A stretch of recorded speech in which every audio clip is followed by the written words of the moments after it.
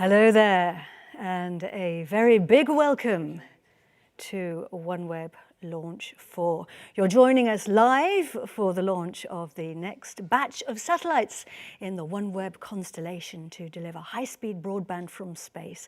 Right now, they're on the pad at Russia's fairly new cosmodrome, Vostochny, that's in Siberia. And they're waiting for liftoff, which is scheduled in just under 26 minutes' time. And you can see the countdown there just on the top of your screen. Welcome to our watch party. If you're on our event platform, there's lots you can do. You can see the launch, you can explore our virtual environment, and you can interact with other people as well who are watching.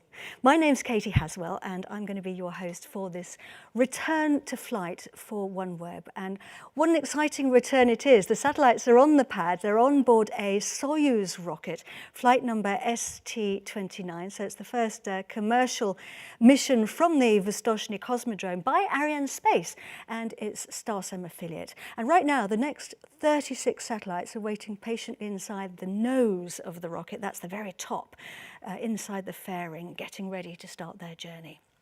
And once they join their brothers and sisters in space, they're going to bring OneWeb's constellation up to 110 satellites. So as we head towards liftoff, we're going to tell you what's involved in getting OneWeb satellites built and transferred to the pad, and we'll also explain how the constellation works.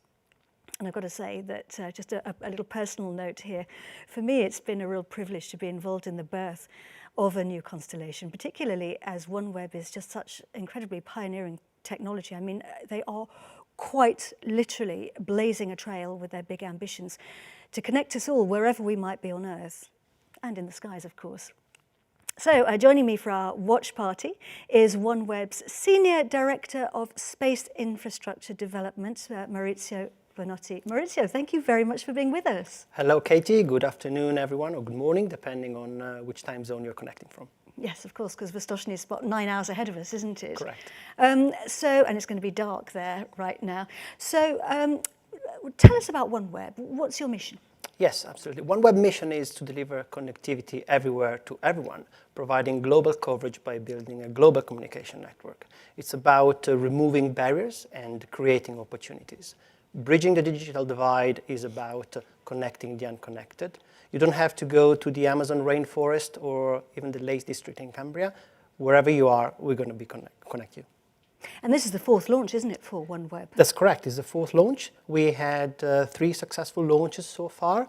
First launch was for our first 6 pilot satellites. They've been functioning extremely well, and that was followed by the launch of batch 1 and batch 2, 2 batches of 34 satellites each. Batch 3 today is the first batch with 36 satellites. Yeah, which is great, isn't it? I followed all of those launches, each one of them exciting in its own right. And today, of course, we're launching 36. And so if you don't know too much about satellites, most big telecommunications satellites are in what we call geostationary orbit, a long way from Earth. They're 36,000 kilometers from our planet. But you guys are putting yours much closer to Earth, aren't you? Why is that? We are flying 30 times closer to the surface of the Earth. So we're flying at 1,200 kilometers. And this has a clear advantage in terms of lower latency and faster internet connectivity. So when you say latency, of course, Maurizio, means the time it takes for the signal to go up and down to the satellite and back. And that's very, very important, because the closer you are to Earth, the faster the signal can go up and down, the faster your connection is. And of course, as you know, we all want fast broadband these days. None of us want to have to wait. It has been a challenging year, though, hasn't it, Maurizio? Absolutely, we cannot deny it has been an extremely challenging year for OneWeb and an extremely challenging year for the world. But there's no better way to close 2020, and we really look forward to start writing this new chapter of OneWeb's book. Absolutely, indeed. It's been a tough year for you guys, of course, and it's been a tough year for everybody. One thing it has highlighted, though, is our need for better connectivity. There's been a growing need for services like OneWeb's for a long time, And the pandemic has really brought this home to us now more than ever, quite literally actually, for anybody obviously who's working from home or Zooming from home. Let's see how OneWeb have been preparing for today in the times of COVID. It's really good to be back here on the factory floor, turning out satellites to complete our mission. This is really like a resurrection from a very difficult situation. Hardship always puts a challenge on how we relate as individuals to one another. And the whole difficulty and tragedy of COVID-19 has really pushed that to the limits. The last 8 months have been a roller coaster ride. I mean, just to be totally honest. Especially given this previous year, we've really seen how difficult it can be for people who don't have connectivity. The mission to have an impact on global communication around the world is why I'm back. We basically took advantage of that time when we were a little bit lower on output to make sure our processes were more efficient, more effective, to improve on the machine. We've had to evolve how we actually operate. We have masks, we have social distancing, we put plastic partitions at our break tables. We've also put in testing on site. So every 2 weeks, testing of everybody who works in the factory. We've managed to keep our supply chain alive, so we started reactivating them come July. We estimate there's approximately 1,000 people around the world. So we have 30 major suppliers today. That means our teams actually have to cover 11 time zones, and they also have to speak 8 languages natively. And have put a lot of investment themselves into the project in terms of finances, in terms of teams, in terms of innovation. And it's so exciting when we work together. There's no borders. There's triumph in the air, there's pride in the air that we managed to be resilient and to get to the end of the tunnel. The team has done an amazing job, and I'm so proud of all that. So while I'm based in the London office, the satellites that we're testing are actually in Florida. So we have to communicate with the Florida team, who then, once they've finished testing, they send off the satellites. My job is to get all of our materials from point A to point B. So all in all, we have about 9,200 miles that we do in about 40 hours. When we land, the rest of the launch team will be waiting for us. After working 30 days, 12 hours a day with a large team to get it all processed and onto the launch pad, seeing that launch vehicle go up into space is just amazing. We've had hundreds, thousands of hurdles to get over to actually get those parts into our factory. The human connection there, the team spirit, yeah, we're going to have tears in our eyes. I think that our leadership has relayed a great message to everybody as far as the health of the company. We're actually building and launching up to 36 satellites multiple times per year. We are the only company that can provide broadband global communication. By the end of 2022, we are planning to cover the entire planet. That mission alone, keeps a lot of people motivated. 2020's been really tough, and I cannot think of a better way to end it. It's a new beginning in many ways.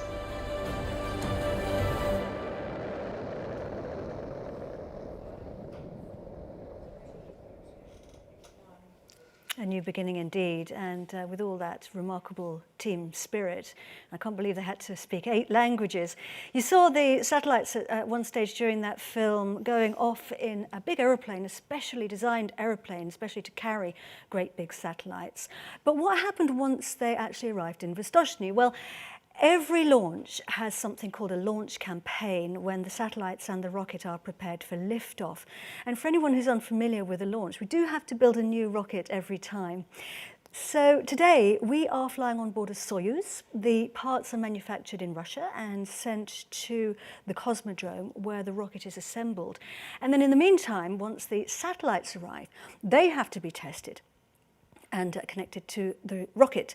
Usually the teams are on site at the spaceport for several weeks to do that, and sometimes even several months. So I guess everybody gets to know each other pretty well, Maurizio.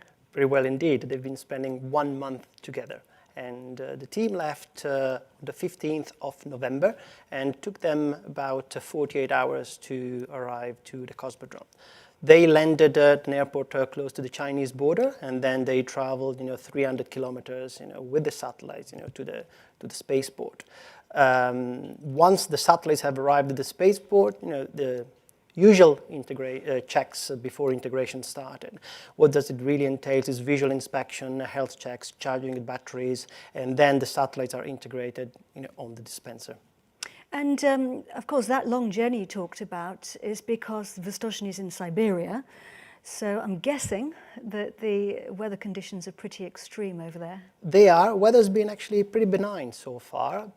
Temperature averaging between minus 30 centigrade and minus 20 centigrade degrees, but no heavy snowfall so far. What is interesting is that in the trip between the airport and the launch base is about 300 kilometers. That trip took about 6-7 hours. And the reason why is that the crew had to stop every hour, 90 minutes, to check that the generators that keep the satellites warm inside the transport containers are still working properly. And apparently there is a Siberian tiger reserve around, so they actually had to keep an eye on Siberian tigers as well. Oh my goodness, that's remarkable. So they didn't have to stop for a herd. I don't think we say a herd of tigers, do we? But a pack of tigers crossing the road in front of them. Luckily, no strange encounters. But how remarkable to have the privilege of seeing Siberian tigers.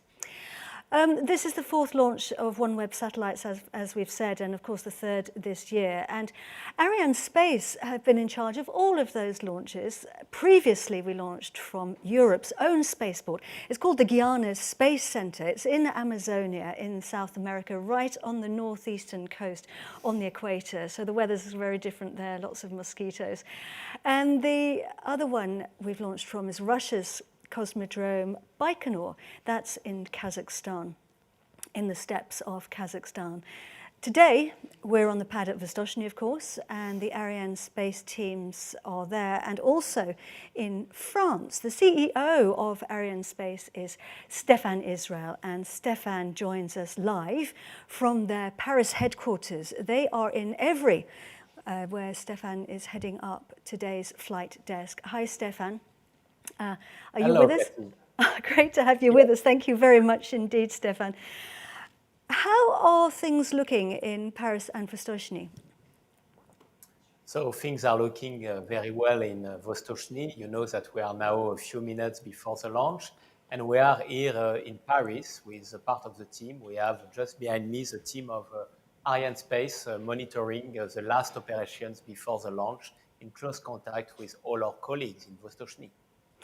And as you say, you've set up a special room there, haven't you, in Evry?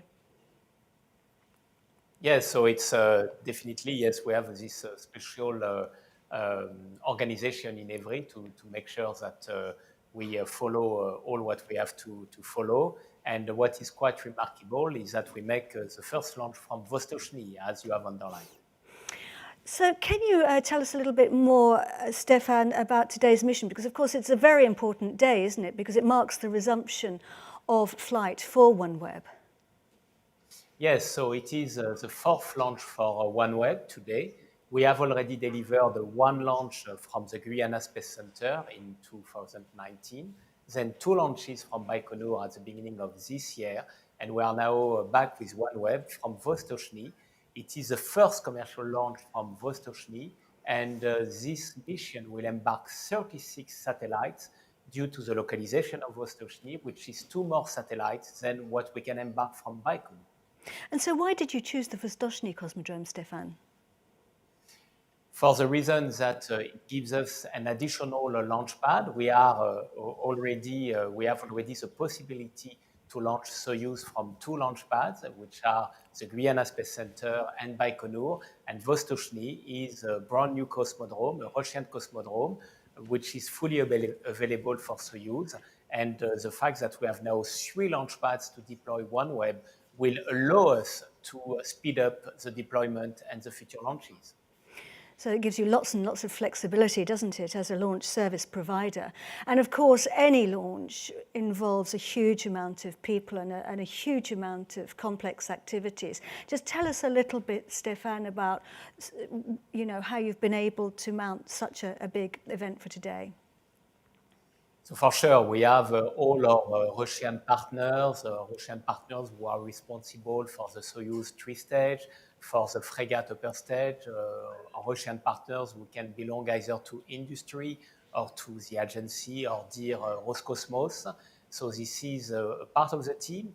After, for the campaign, you have the team of the customer or dear customer OneWeb.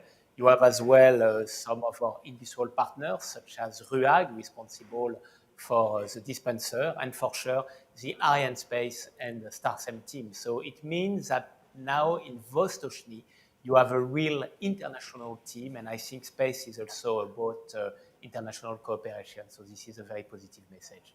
Fantastic. Well, listen, thank you very much indeed, Stefan, for joining us. Stefan Israel, who is now heading off to continue monitoring events as we get closer to the liftoff time. And the Vostochny Cosmodrome opened, well, I think I'm right in saying about 4 years ago, so it's very bright and shiny and new, a thoroughly modern space facility. Let's take a closer look now.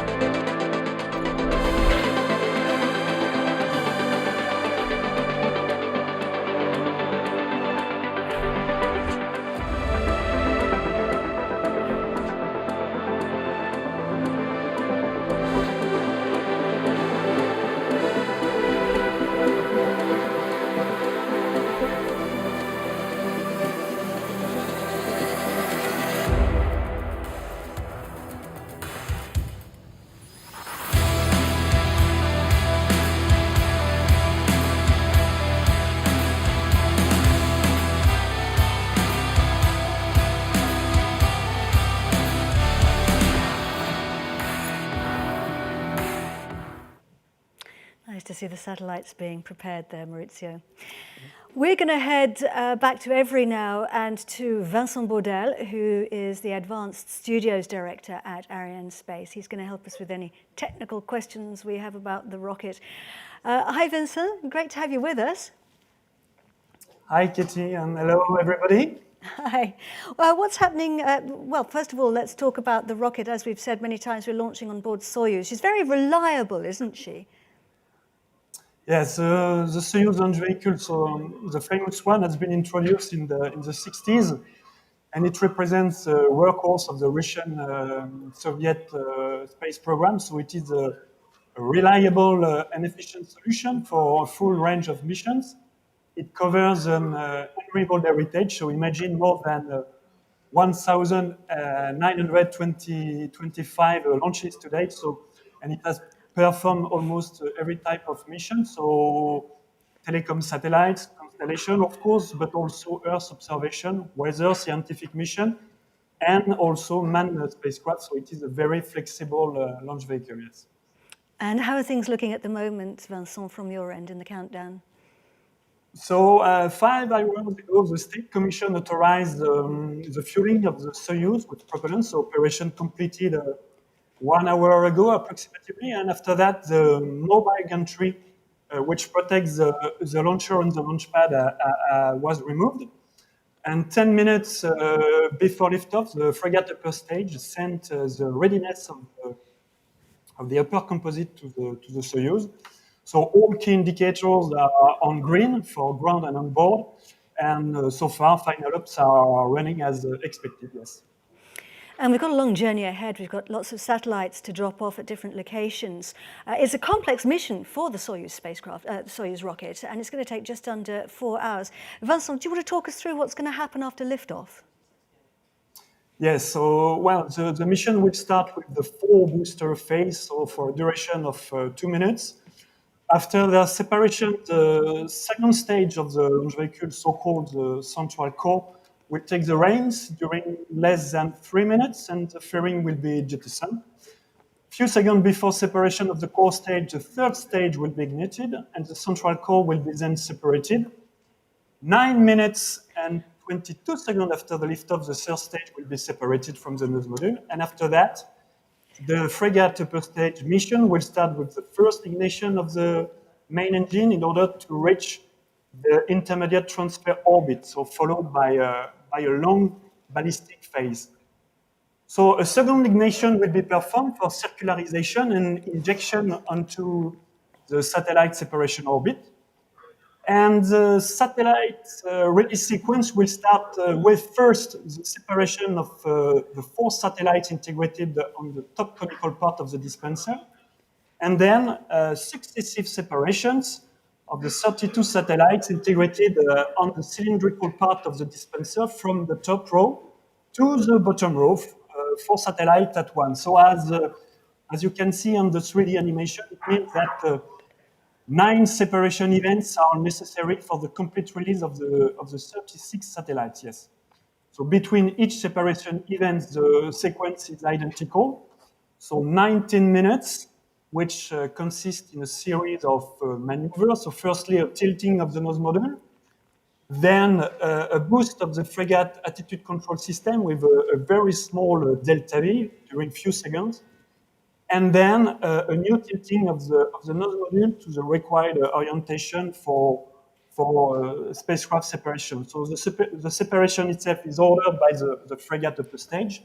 So it is a smooth separation ensured by relaxation of specific springs. And at the end of this complex release, so it occurs a little bit less than 5 hours after the liftoff, with the 9th and last satellite separation. So that's the plan after liftoff, but right now we've got 36 satellites sitting inside our launcher in first class, Maurizio, but I don't think they're drinking champagne just yet, are they? They are not yet drinking champagne, Katie. The satellites are kept nice and cozy inside, the top of the rocket, and the OneWeb launch team is monitoring through the umbilicals the status of the battery. So it's always a tense moment, these last few minutes before launch. We're 3 minutes now, 9 seconds. Everybody's focusing hard in the control centres in various parts of the world. Vincent, just talk us through, very briefly now, some of the events that we're going to see just before launch. So the beginning of the launch vehicle final automatic sequence has been initiated manually at Al0 minus 5 minutes approximately, with a turn of key in start position, so an operation called in Kluch na start in Russian. So after that, purging operation are as well ongoing, and on frigate, the transfer has been done to the onboard power supply. So now we are 2 minutes and 25 seconds before liftoff. So the umbilical connectors are separated, and in the meantime, perform pressurization of the Soyuz 3-stage tanks. After 45 seconds before liftoff, the Soyuz 3-stage, there will be the transfer to the onboard power. And after, there will be the beginning of the ignition sequence. So it is a progressive increasing of the thrust level. So the ignition will occur 16 seconds before liftoff. First with preliminary thrust level at 11 seconds before liftoff. Then an intermediate stress level, so 4 seconds before liftoff, and finally, at liftoff time, the full stress level. So you can count to 16 once you see that first burn of the engine, because it takes 16 seconds for those engines to ramp up to full power. And just as we're getting to launch now, 1 minute and 14 seconds to launch, Maurizio. I wonder how you're feeling. I think I am sharing the feelings of the entire OneWeb team. There's a lot of excitement and a bit of tension, just the right level to keep us on our toes. And a big thank you in this final moment to everyone that has been involved and is making this possible. Absolutely, and we are now 49 seconds to the scheduled liftoff time. We're looking there, we can see the pictures of the launcher on the pad. It's dark, of course, so we're not seeing it very clearly, but let's close the mics down now and watch the launch.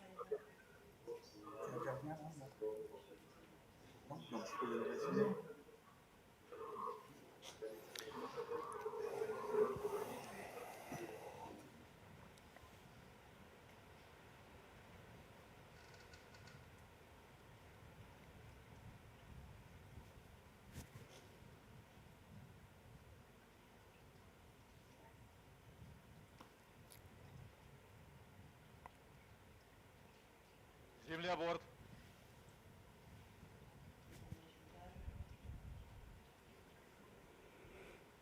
Есть переход блока И на бортовое питание 30-й. Есть отрыв. Есть мачта 30-й. Есть отрыв холодный пневмоколодок блока И 70-й.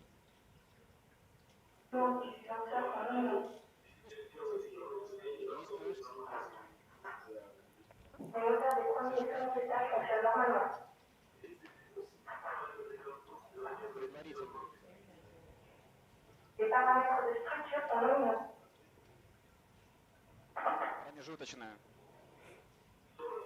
Главное. Подъем. Двигатели центрального и боковых блоков вышли на режим главной ступени. 10 секунд. Параметры системы управления ракеты-носителя в норме. 20 секунд. Двигатели первой и второй ступеней работают нормально. 30 секунд. Параметры конструкции ракеты-носителя в норме.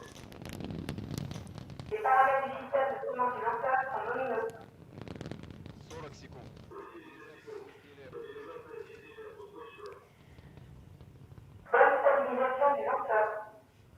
And they are off. The next batch of OneWeb satellites have started their journey on board Soyuz flight number ST-29, blazing a trail across the Siberian skies. We are looking there at the boosters, 4 of them burning, and they use a lot of firepower to get us away from the gravity of our planet. They're doing all the work right now. They burn for just under 2 minutes, and if we're lucky, we might even see them separating with the naked eye, because what we're looking at here is a nice, clear sky, Maurizio. We're very lucky. Very lucky tonight, and we're back. Absolutely, Maurizio. We've lifted off. It's a long way to go, but you're back in action. Back in action, absolutely. Our next 36 satellites, our batch 3 is on the way. And let's look what's going to happen over the next 4 hours. It's a bit of a long way to go, but looking forward to it. And I think we are just seeing now the jettisoning of the boosters. Are we? We should see 4 dots. 130 секунд. Стабилизация изделия устойчивая. Separating, we can see there it's going higher and higher into the sky, heading deeper and deeper into space. Второй ступени работает нормально. The next event is the separation of the fairing. Let's go back to you, Vincent. Have you got any news for us from your end? Yes, so yes, we have the confirmation of the separation of the booster. Yes, so it is a good news. So we are getting the information from the team in the CVI. So the CV in French, so it means the control visual media. So this operation team is tracking the launch vehicle and receive the telemetry data from it, so they can consequently confirm major events when they have occurred. Yes. And it's incredible that we're still seeing these images here, even though we're now getting very close to the border with space. We're heading, or if not, we may have already got to the Kármán line. We call that the border with space. It's the point at which basically you have to use rocket science to stay up, because you can't use vehicles with wings anymore. And so we are getting close to separation of the fairing. Do you have any information yet on that, Vincent? 230 секунд. Параметры конструкции ракеты-носителя в норме.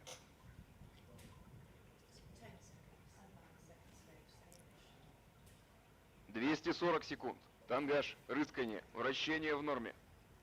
So we're still seeing those beautiful images there, quite remarkable. And we are scheduled to have lost our fairing, I think, by now, but we'll be waiting for Vincent to get those confirmations. And we're getting confirmation here that second stage is working nominally. We're burning the second stage right now because we've had the separations. So confirm the separation of the second stage and of the fairing, so ignition of the third stage as well. Yes. So OneWeb's going to give us fast internet from space. Let's take a little look now and see how the system is going to work. Since the beginning, the World Wide Web has never been worldwide. But OneWeb's new and truly global 5G-ready network will fix that. Say you're working on the edge of the world and need to do a video call. Perhaps you're mid-ocean or mid-air. Wherever you are, you'll have a signal. OneWeb will connect your device through a customized terminal that can be as small as a briefcase and just as compact. Whatever your location, the terminal encrypts your data and sends it at high speed to our satellite fleet passing overhead.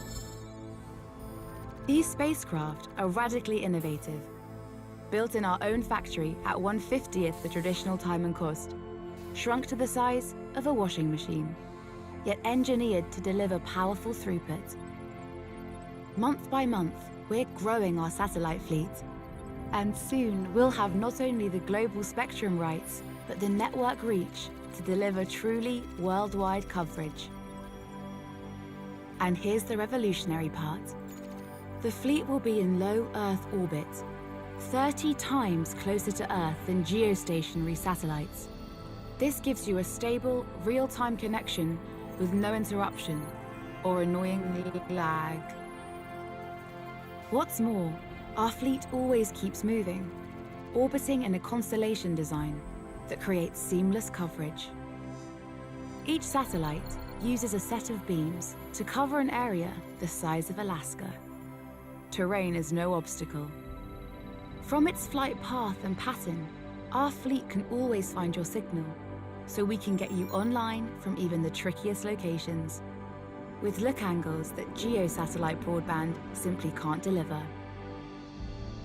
We maintain high-grade system resilience from 2 ops centers using state-of-the-art ops concepts. Cloud architecture gives us powerful scalability and control remotely. For example, we can remove satellites at the end of their service life, so that the only trace we'll leave in space is on your screen right now. Now back to that video call of yours. We beam your data back down to Earth to our nearest satellite network portal. Then via one of our point of presence gateways, positioned in secure locations trusted by global providers, it re-enters the web. The journey you've just watched takes, at most, 1/10 of a second. And there they are. Your video call is good to start, whether with colleagues or your family back home. So you need never be out of signal or out of mind. OneWeb will connect you from unconnectable locations and keep you productive on the move. It'll be a breakthrough year when OneWeb technology creates real human progress, connecting everywhere, for everyone. It's clever stuff, isn't it, Maurizio? Very clever indeed, Katie. Yeah. And don't forget that, yes, it's exciting today, we're launching, but while we're launching, we have the factory in Florida with the OneWeb satellites. We're carrying on building and manufacturing our satellites, assembling them for the next batch. And don't also forget that we are deploying our ground network. So that is a fundamental piece, as you've seen from the video, of our capability to deliver global coverage. So we're burning the third stage at the moment. Everything's going normally. Everything's going according to plan. So far, so good. Vincent, we're getting ready to switch the engine off, aren't we? Or Frigate's getting ready to switch it on? Yes, Katie. We are getting to... Frigate is getting ready to switch on its main engine. So it is the first step called the pre-burn phase, so during 55 seconds. So it's giving a quick burst of acceleration, so to push the fluids back in the tank. So it is like when you accelerate in the car, when you get pinned back against the seat. So it is the first step of the Frigate mission. So this first ignition enables to inject the nose module to the intermediate transfer orbit. So it is an elliptical orbit, and the duration of this burn is just over 5 minutes. In the meantime, I can confirm that the third stage is separated, and it works. It has worked totally nominally, yes. And the first Frigate burn is as well confirmed.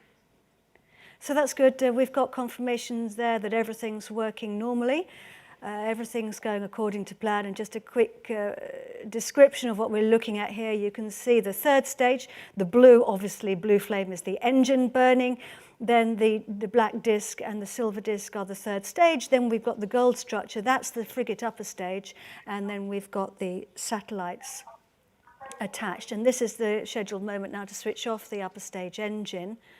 And we should see that then separating. There we go. It looks like that in space. These are CGI images which have been designed to show us what's happening up there in space. So now the next thing, as Vincent was just telling us about, Maurizio, is the ignition of the frigate upper stage. It's that gold structure there, and it's got all sorts of things on it. It's the brain of the whole vehicle. It's got the onboard computer. It can switch its engine on and off a number of different times while it's in space, and that of course makes it perfect for delivering all kinds of satellites to all kinds of orbits. And you could call it our celestial bus driver, and we're just waiting for it to switch its engine on right now. As Vincent was telling us, it's pushing the fluids back into the tanks. So it's just a little bit like if you put your foot on the accelerator of the car and you get pushed back against the seat of the car. That's what it looks like up there. Now, OneWeb are literally revolutionizing the way satellites are built. Let's take a look at how they do it.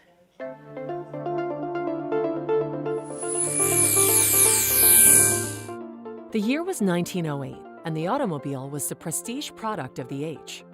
Designed by brilliant engineers with names like Daimler and Benz, they were built one at a time by skilled craftsmen and sold in small numbers to the very wealthy.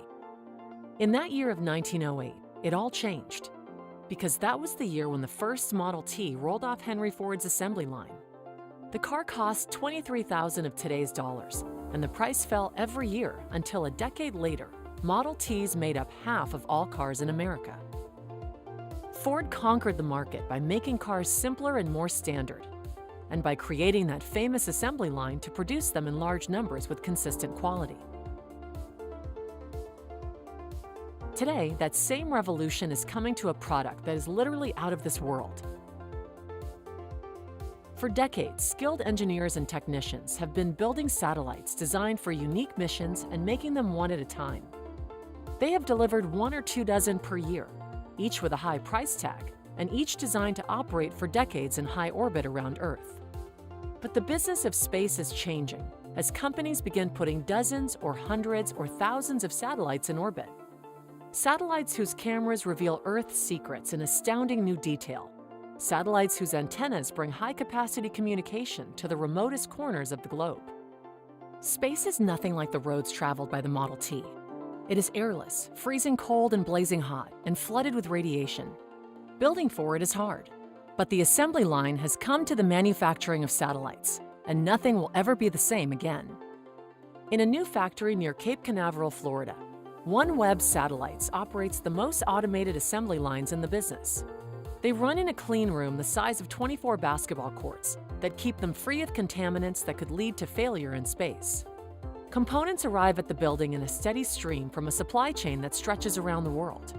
2 weeks later, finished satellites emerge from the other side at a rate of up to 2 per day. In between is the assembly line, where engineers, technicians, tools, and robotics take part in a complex dance of creation. They build components into standard modules, and automated vehicles carry them to an assembly station, where teams assemble them into finished satellites. At each step, there are automated tests to check quality. Satellites that fail are sidelined for repair. And the testing isn't finished when the satellite is in one piece. It goes next into one of 32 special chambers for 2 days of testing to make sure it can survive the trauma of rocket launch and work reliably in the airless, blazing, and freezing conditions it will meet in space. Only when it has passed this battery of tests is it ready to be racked and stacked for its journey to the launch pad. Forecasters see an exciting future for space and satellite. Step by step, we are laying the foundations of a $1 trillion space economy, reaching from the Earth to the Moon and Mars. And with each step, life on Earth gets better. Fewer lives are lost to disaster, disease, and poverty. More food reaches the hungriest thanks to data from space. More people connect to broadband by satellite. And new industries begin putting the limitless resources of space to work for everyone. Rocket launches are thrilling, and rocket landings are a marvel. But it is on the humble assembly line that the future is taking shape every day. Space and satellite, the world's invisible, indispensable technologies. Brought to you by Space and Satellite Professionals International, with the support of OneWeb Satellites. Additional support provided by AVL Technologies. It's so exciting, isn't it? It's a new era in space. It's a new chapter. And of course, OneWeb's leading the way. Yes, absolutely. And the analogy with the car manufacturing is spot on. And we're really changing, the paradigm of manufacturing satellites. Yeah, really, quite literally, and changing how satellites are built and how people think about the manufacturing of satellites. So the frigate upper stage is working normally. We know that we're burning the end of the frigate upper and coming towards the end of the burn of the frigate upper stage. And we're coming to the next phase, which is when it's going to switch off its engine, which will take us into really the next phase of the flight, as it were. So we will await for confirmation of that. But just to explain, ballistics, a ballistic phase, as we call it, actually means traveling without the engine. And we can see there, that's what it looks like. It's switched the scheduled time for it to switch its engine off. So we're coasting without the engine. But Vincent, this is really, as I said, it's the next phase, isn't it, of the journey?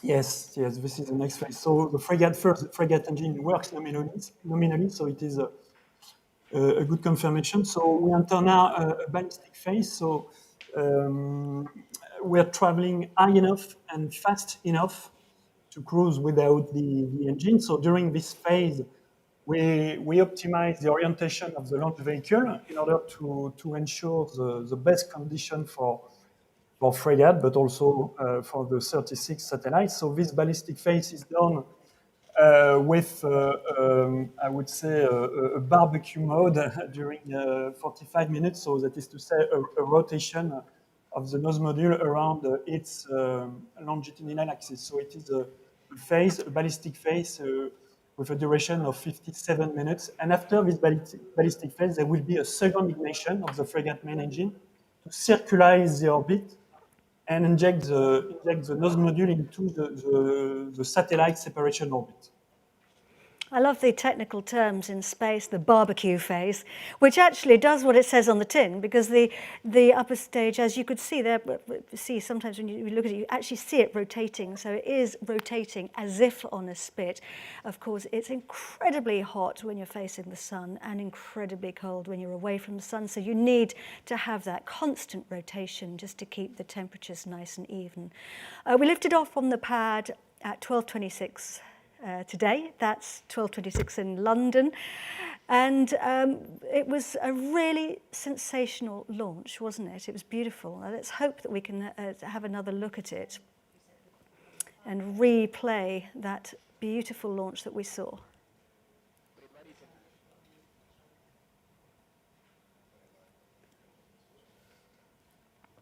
Промежуточная. Главное. Подъем. Look at that. How did that feel when you saw that lift off, Maurizio? It was a big relief, very exciting, Katie.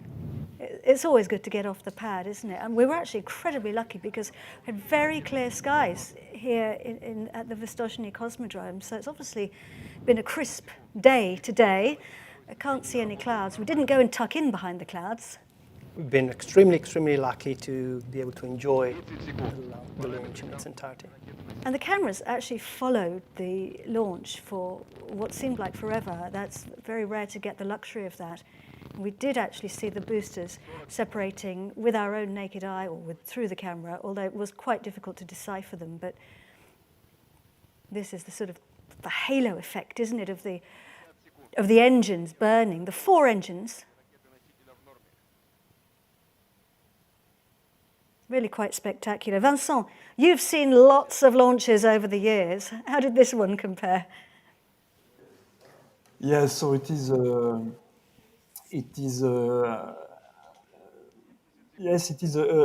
fantastic event. You know, when you look at sort of launches from Peru and from Baikonur. So it is each time it is a new story which starts. Yes.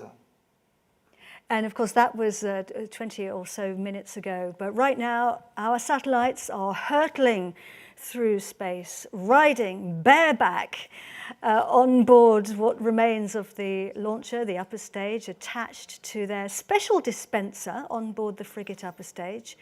It looks like they're going quite slowly, but actually, we haven't talked about speeds yet, have we, Maurizio? But they're probably traveling around about 8 kilometers per second now, but they will have got up to about 9 kilometers per second. It's incredible. Can you describe what we're looking at here? Yes, absolutely. So we are looking at our 36 satellites stacked on a dispenser, and here we actually can see how the satellites will look like after they separated from the frigate and the dispenser. We are looking at a trapezoidal pyramid with a truncated top. This is the way to optimize the accommodation inside the rocket fairing, so we can maximize the volume usage. After separation, the satellites will deploy their wings, and these when actually they start to fly. So they're launched, switched off. So once they separate and disconnect the umbilicals, they come alive, and the automatic sequence begins, and the solar panels deploy. The solar panels will start generating power to keep the satellite electronics alive and to recharge the batteries. And what we can see in the picture here are the most important part of the satellite. So we can see the 2 dishes that are in charge for connecting the satellite with the gateway stations. And in front of us, you can see the deck of cards fanned out, which is the antenna responsible for the communication with the users, the user terminals. And once the satellites are well, right now, frigate is going through a precise set of manoeuvres. When it gets to the point of separating the satellites, that's going to happen in a little while, isn't it? But how does this actually work? How does the separation actually work? The separation is a very, very gentle dance. So you mentioned, Katie, that we are traveling at kilometers per second, but everything now is going to happen extremely smoothly. So the relative speed, the relative velocity is going to be extremely, extremely slow. So the satellites are attached to the dispenser through mechanical bolts that will be disconnected through a bit of pyrotechnic device. So we have a bit of pyrotechnic device that's called a frangibolt, and once it's actioned, it's going to release the satellite, and the springs will gently push the satellites away. This is when the umbilicals will disconnect and when the satellites will come live. We've seen we're flying 36 satellites today, and they will be deployed through 5 different separation events. Also important to remember is that each time we go through a separation, the overall frigate with the satellites that remain attached is going to become a bit lighter. And the frigate is a very, very smart, intelligent school bus, but has only one gear, so only one thrust level. So what's going to happen is that in between each separation, the frigate is going to fire its engines for a little less time. I like the idea that it's very clever, but it's only got one gear. And once the satellites have been released, the teams at the control center on the ground will be taking on the job of checking them and actually flying their babies, operating them effectively. And we release them at 450 kilometers above Earth, but they actually have to travel to their final orbit on their own, don't they? They have to go a little bit of a distance. What's going to happen? So we are in what is called the LEOP phase, the launch and early operation phase. The satellites will be released at 450 kilometers above our heads, and their final destination is 1,200 kilometers. So we have about 750 kilometers to cover. So at the end of the LEOP phase, the electric orbit raising phase is going to start. This is going to take us about 3 months, more or less. And you cannot drive straight in space. You have to spiral up. And this is what's going to happen after the satellite has been fully checked and ready to be moved for into the final destination. And so how are we going to know what's going on in space? Well, we actually track the rocket using a network of ground stations as she flies over, and we call this telemetry. But the satellite also sends a signal or they send signals to their ground stations once they're released, and we call this acquisition of signals. So, Maurizio, when are you expecting for your babies to call home? We're targeting first acquisition within 2 hours after liftoff, and targeting to acquire all the 36 satellites within 5 hours after liftoff. And this is going to be done through a network, an array of antennas. We have 2 television and telecommand locations in Canada, at Inuvik and in Svalbard in Europe. And they are responsible for connecting the satellites with our satellite operations center. So no doubt they'll be concentrating very hard when they get to that stage. Vincent, let's go back to you. Once the satellites are all delivered, it's not quite finished, is it, for the Arianespace teams? Yes, absolutely, Katie. So after the last satellite separation, so the mission of the launcher, and particularly the frigate mission, will continue for a little more than 1 hour. So first, a new coast phase of 1 hour duration, and then a third ignition of the frigate main engine during 30 seconds for deorbiting and re-entry. So frigate is then partly burnt up in the atmosphere during its re-entry with a drop zone located in the North Pacific. So it is a very long day for teams involved in Vostochny and Moscow, yes. So thank you, yes, to those teams. They're going to have a long night all day ahead of them. But for now, our next 36 satellites are on their way to their destinations in space. We're going to close our program now, but Maurizio, a final thought from you. It's a fantastic moment for us to be back. It's been a peculiar year for everyone, and this is the best way for closing the year. Absolutely. Looking forward to the next phases of the mission. Absolutely. Well, we're going to say goodbye now, but do keep watching the live video. It's showing us what's happening up there in space, and you'll be able to see all the satellites separating from the mothership. And we will be bringing you live updates on the OneWeb platform as well. My huge thanks, of course, to everybody who's been joining me, to Maurizio. Thank you very much indeed, Maurizio, for being with Katie. us. Thank you, everyone. And good luck with the next phase of operations. And to Stéphane Israel and Vincent Baudel at Arianespace in Paris. Vincent, thank you very much indeed for being with us. Thank you, Katie, and bye-bye, everybody, yes. Our best wishes now to everyone who's been involved in the next phase, going to be involved in the next phase of the operations. And our thanks to you. It's been such a pleasure having you along with us for this journey. Do keep watching. I know we will be. And for now, goodbye.